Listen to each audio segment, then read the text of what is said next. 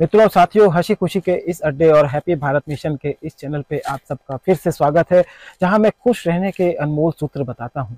आज के वीडियो में मैं आपको बताऊंगा डर क्या है और घबराहट को, इस डर को खत्म करने का मुख्य मूल मंत्र क्या है।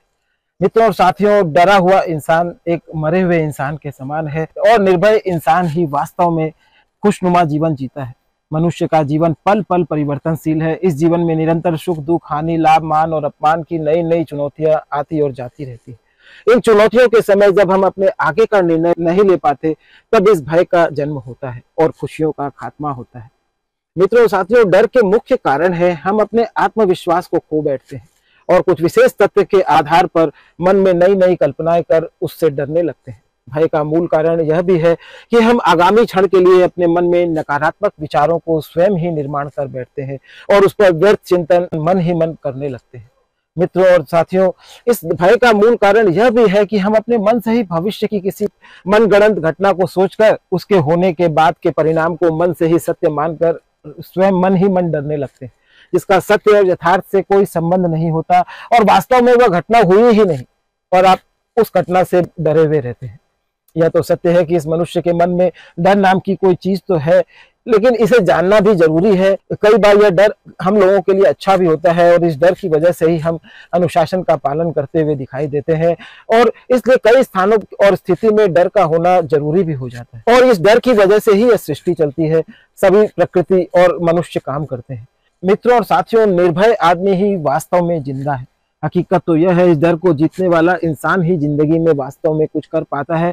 वही इंसान अपने सपनों को जीत पाता है, अपने पसंद की जिंदगी जी पाता है, जो इस डर को भी जानता है, इसके रवैये को जानता है। क्योंकि जो इसे जानता नहीं, उसको तो यह डर बार बार डरा डरा कर खत्म कर देता है, उसके मनोबल को तोड़ देता है। वह जीवन में कोई भी मुकाम पर उस इंसान को पहुंचने नहीं देता जो डर को नहीं जानता है। जहां वह पहुंचना चाहता है, वहां उसे जाने से बार बार रोकता है। आइए मित्रों और साथियों, आपको बताता हूं डर का मुख्य कारण क्या है। डर के मुख्य कारण है अपने अंदर विश्वास का न होना और कुछ विशेष तथ्य के आधार पर मनुष्य मन ही मन डरने लगता है। इस डर के दौरान उसके शरीर में कंपन, भागना, दिल धड़कना और सबसे ज्यादा प्रभावी रूप से पेट और आंत में दर्द रहने लगता है। उसे कब्ज होने लगती है, उसे चिड़चिड़ापन और उसके मस्तिष्क में कॉर्टिसोल और एड्रेनालिन नाम का हार्मोन का रिसाव होने लगता है, जिसकी वजह से वह मनुष्य हर समय डरा हुआ रहता है। डर एक तरह की अंदर की आवाज भी है जो उसे बार बार रोकती है, जो उसे अपनी मंजिल पर पहुंचने नहीं देती। इसलिए हमें इस डर को जरूर जानना चाहिए और उस डर को अपने किस्मत के फैसले करने से रोकने का हमको प्रयास करना चाहिए। डर हर इंसान को चुनौती के समय में क्यों पसंद आता है? मित्रों साथियों, डर की वजह से हम अपनी वास्तविक जिंदगी को जी नहीं पाते, सिर्फ काट रहे होते हैं। हमें इसी डर की वजह से आलस्य और रोग घेर लेता है और जिसकी वजह से हम छिपना शुरू करते हैं, अपने काम को टाल मटोल करना शुरू कर देते हैं और अधिक रोमांचक दुनिया में हमें डूबने में अच्छा लगने लगता है, या यूं कहें हम अपनी जिम्मेदारी से दूर भागकर अपने आराम की दुनिया में जीना चाहते हैं। इस डर को भगाना इसलिए भी जरूरी है, जो इस डर को जान पाता है उसे कोई हरा नहीं सकता। इसलिए हमें इस डर की तरफ ध्यान न देकर अपनी मंजिल और लक्ष्य की तरफ ही ध्यान देना चाहिए, तभी हम वास्तव में सफलता प्राप्त कर पाते हैं। यह डर हमको सीखने और जीवन में आगे बढ़ाने के लिए हमारे जीवन में आता है, क्योंकि जब डर आता है तो उस डर के प्रभाव से हम अपने आगे की जीवन में विकास कर पाते हैं। डर एक तरह की दीवार की तरह होता है जो बचपन से ही हमारे हृदय में हमारे परिवार के लोगों द्वारा डाल दिया जाता है और इसी डर के पीछे हम खुद को छुपाकर कंफर्ट जोन में बैठे रहते हैं। जिंदगी में कुछ भी प्राप्त करने के लिए हमें इस डर को हराना जरूरी है। इसके लिए हिम्मत से शुरुआत करना और अपनी जिद को प्राथमिकता देकर उसे हटाकर लक्ष्य तक पहुंचना होता है।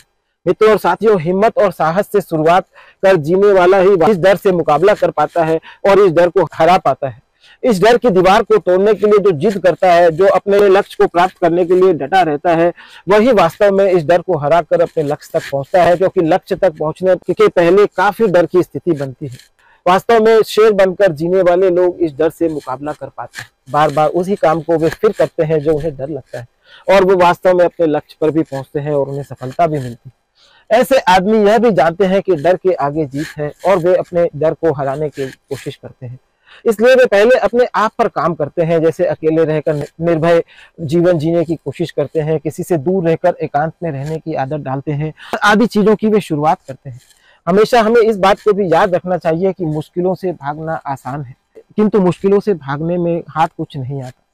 हर पहलू जिंदगी का इम्तिहान होता है। डरने वाले को मिलता नहीं कुछ जिंदगी में, लड़ने वालों के कदमों में जहां होता है। मित्रों और साथियों, इस चीज को हमेशा ध्यान रखें कि हमें लड़ झगड़ कर अपने लक्ष्य तक पहुंचना होगा, उन सब उभरी हुई परिस्थितियों को हराना होगा। इस डर का जन्म हमारे मन में होता है, जो मनोविकार के रूप में हृदय की दुर्बलता के कारण हमारे अंदर जन्म लेता है, जिससे हमारे विचार, हमारी अपनी कल्पनाएं वास्तव में घेरे रहती है, क्योंकि इसे हम अपनी सोच के माध्यम से ही तैयार करते हैं और हमारे सीमित ज्ञान की वजह से ही यह जन्म लेता है। इसलिए ध्यान देना है कि जिस बात से हमें डर लगता है उस क्षेत्र में हम अपना ज्ञान बढ़ाएं, उस क्षेत्र में हम अपने जानकार लोगों से बातें करें, तो यह डर अपने आप मरने को मजबूर हो जाएगा।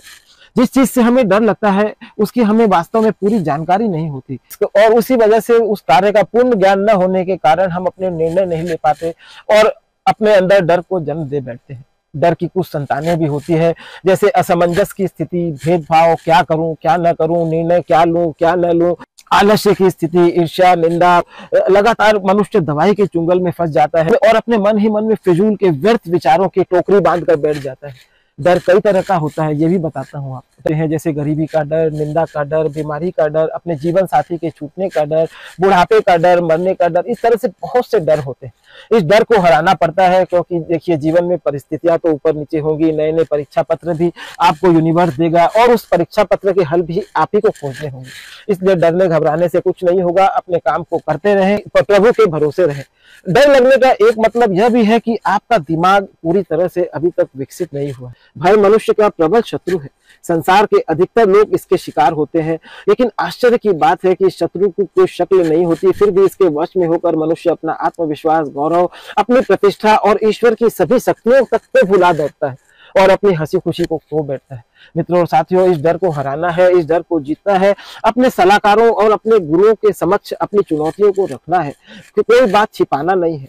डर को कभी अपने अंदर न आने दे, वरना वह जीते जी आपको भी मार सकता है। मित्रों और साथियों, ये आपको दीमक की तरह अंदर ही अंदर खाता है।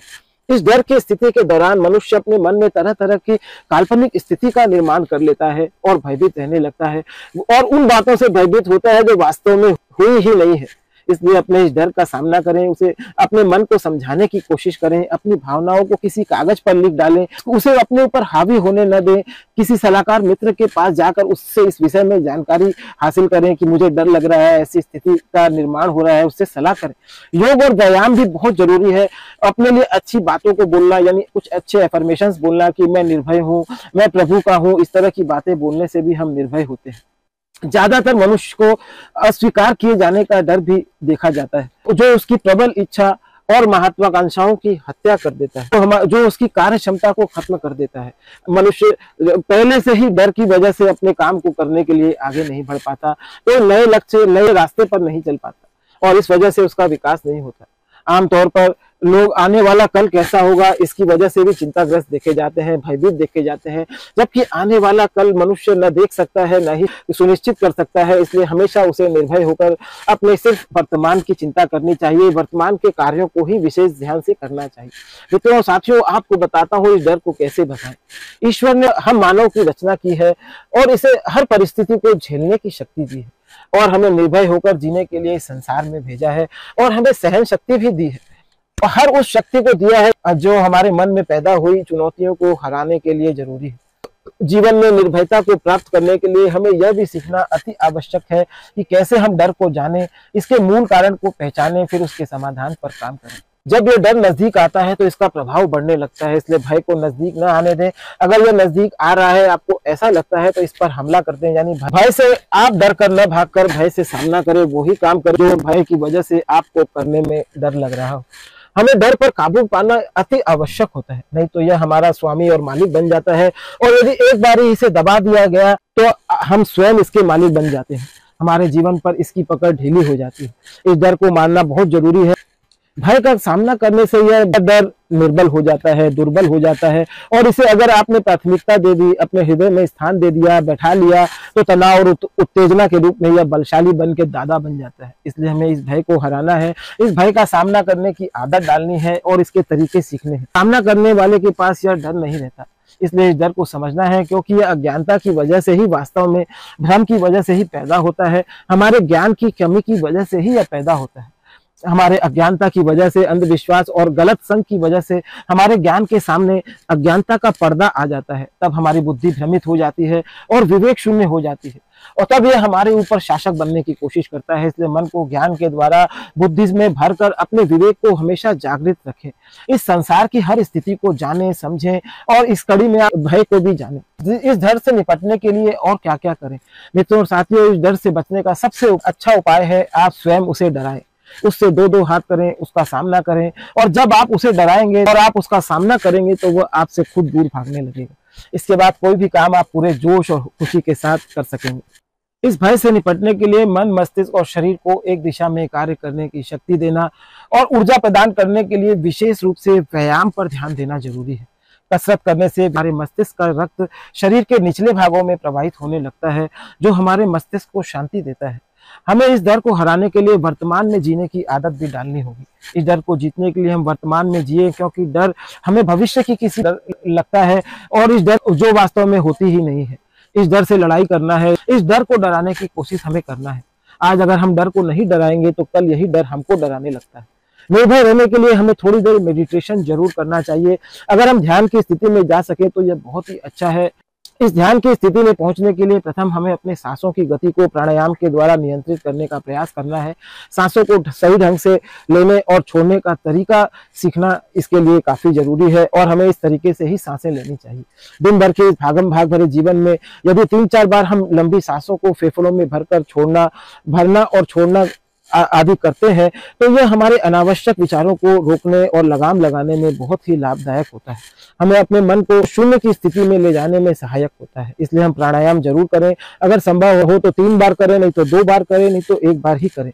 यदि आप डर को जीतना चाहते हैं तो आप बाहर घूमने जाएं, व्यस्त रहें, किताबें पढ़ें, नई नई मूवी देखें। भय से निपटने के लिए कार्य से मन को किसी अन्य स्थान पर लगाकर उस स्थान से अपना ध्यान हटाने का भरसक प्रयास करें। इसके लिए हम संगीत भी सुन सकते हैं, घूमने जा सकते हैं, किसी मूवी को देख सकते हैं, जैसा कि मैंने आपको बताया।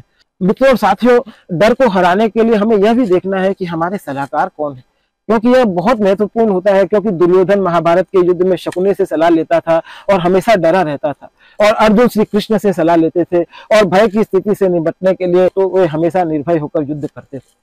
अपने किसी गुरु या मित्र से सलाह लेने की आदत डर की स्थिति में हमेशा रखनी चाहिए।